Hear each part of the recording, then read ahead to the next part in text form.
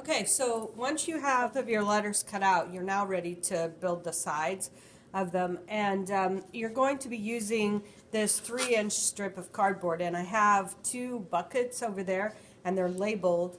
One is labeled curved, and one is labeled straight. The straight cardboard, you'll notice that the lines on the outside edge of the cardboard go the length of the strip. And the curved cardboard, the cardboard that you can easily curve, is going to have lines that kind of go across the board. And the reason for that is because every place the corrugation is, and there's a little wavy line on the side, you can bend this, and you can bend them a lot along those edges, and it's going to bend straight across. So you can then create a curve, a nice curve that goes around your letter, if you have a curved letter, okay? If you're trying to use the straight cardboard, it doesn't want to bend easily. If you do try to bend it, it's going to break, and it's going to also go crooked, but there is a way to make it bend, and I'm going to show you that here on this letter A. So the first thing that I would do is I take the letter A, and I need to know the length of the side. So I'm going to lay it down so that the edge of the letter is at the bottom of it, and it goes up to here, to this spot right here. And I would probably mark it with a pencil, which I didn't bring with me this time, but I'm going to make it level across. And I'm going to score that.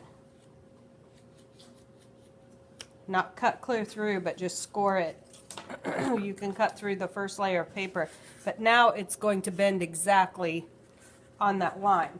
Then I need to make it so that it will bend this far across, so I can mark that one here and down here, the width, so it goes across the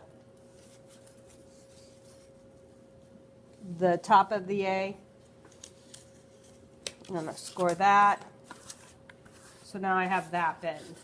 So now I have my bends for the top and one side of the A.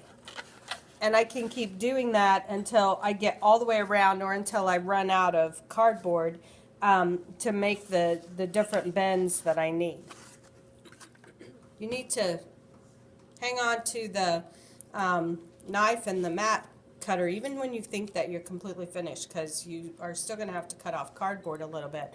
But once you're done cutting the piece that you need, you're going to use this brown paper, cut off a little chunk of it, and this is going to be like, you're going to use it like it's your tape.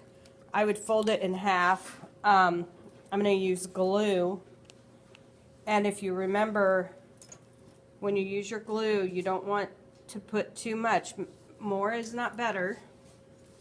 Okay, once I put the glue on there, I'm going to take a palette knife and spread it out. You want to make sure that you wash your palette knives at the end of class. And then I'm going to line up my A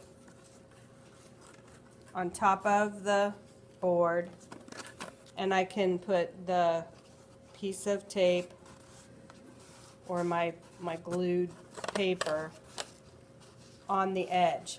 I only have to do it a couple of places. I can continue this around, having it lay on top, and glue it on. I am going to use later some plaster gauze, so all of those edges are going to get covered. But for right now, I'm just trying to get it to have some stability so that it's going to stay together. Before I put the other A on, okay, so if I flip this over, once it's taped with the glue and paper, once it's all connected, the last thing that I need to do is to put my inside A on there, and then I can put my final piece on top.